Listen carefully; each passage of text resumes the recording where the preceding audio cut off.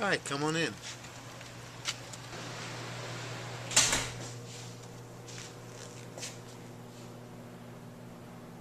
When did I start painting? When I was 3.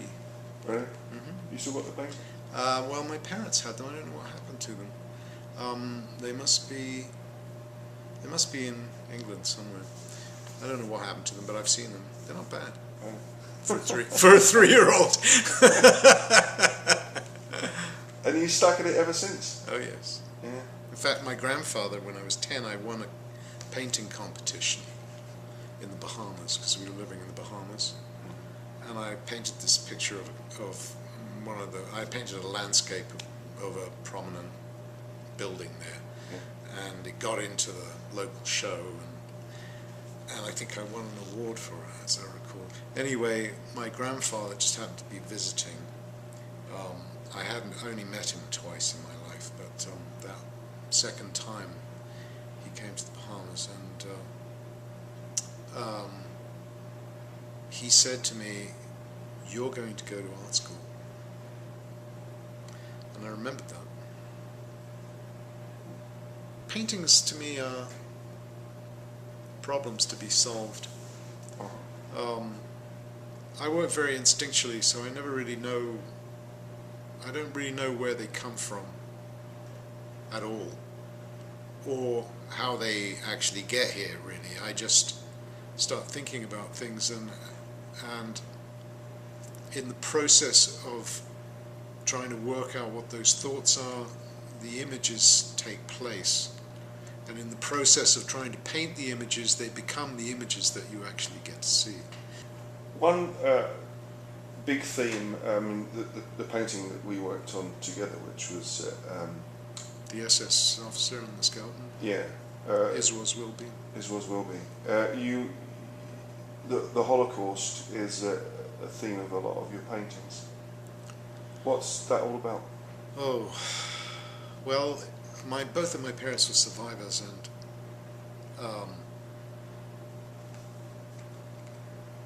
I couldn't even begin to paint about it until around 1998.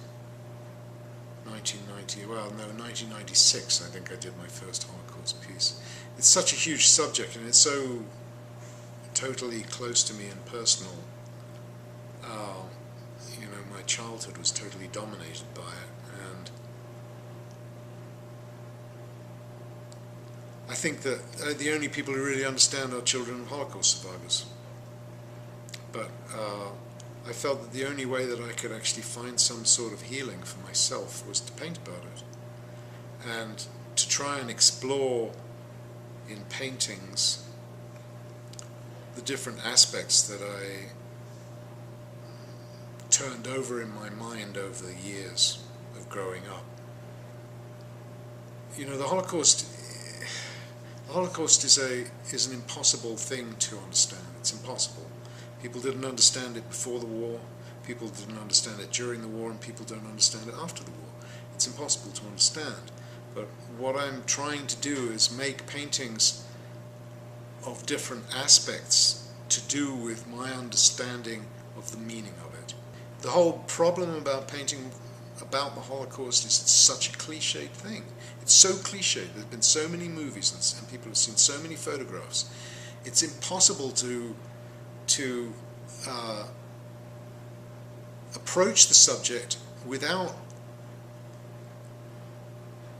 meeting the cliched responses to it since 1945. So just for me to paint about it, I try and go back to the sources of the questions that I have. For instance, the cans that are part of this triptych that I painted, that I'm hoping to have in my show in October. Well, it just dawned on me one day that there must have been these huge piles of cans everywhere, and I've never seen a photograph of them. When you see the photographs from the liberation of the camps, there are no cans. What did they do with them? Did they bury them? Did they cart them away? Where did they go? There must have been thousands of them. And they were toxic, so they couldn't just, take them to the landfill. So that's why I painted a pile of cans, and of course every can represents dead people. So the very entrances of the cans in the painting, the dark circles, the dark eggs, if you like, the black eggs, in themselves have a meaning. And through exploring the image, that's how my paintings grow. How are you now with the paintings for this show? Well, I'm panicking as usual. Yeah. My biggest fear is blank walls.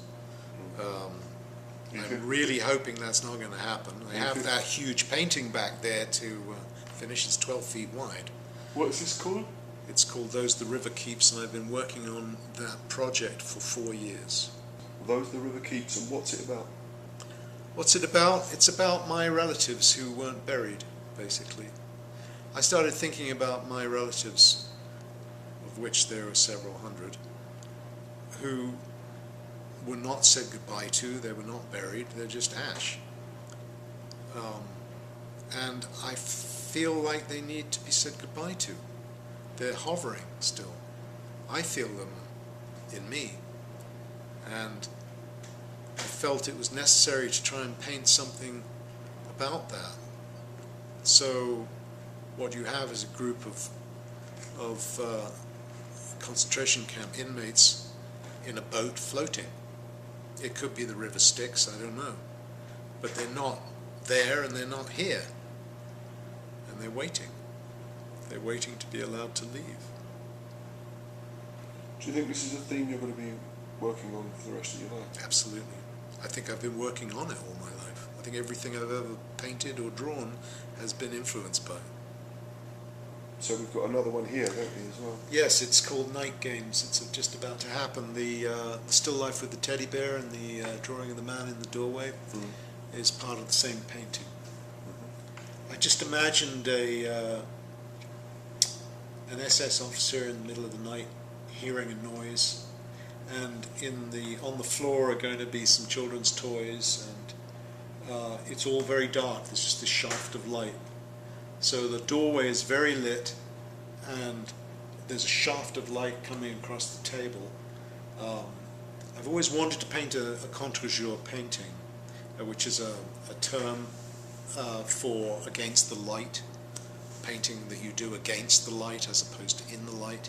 And so this gave me an opportunity. I mean, I get bored very easily with painting, and which is why I can't really do series of things. I always admire artists who can paint the same thing over and over and over again, because I just can't. I'll do a painting and I'm already bored with the subject. I mean, I've explored it and that's it, I've done it. So I set myself these problems, like I wanted to see what happened if I made an orange painting. What do you do when you paint an orange painting? What do you paint on top of it to counteract the orange?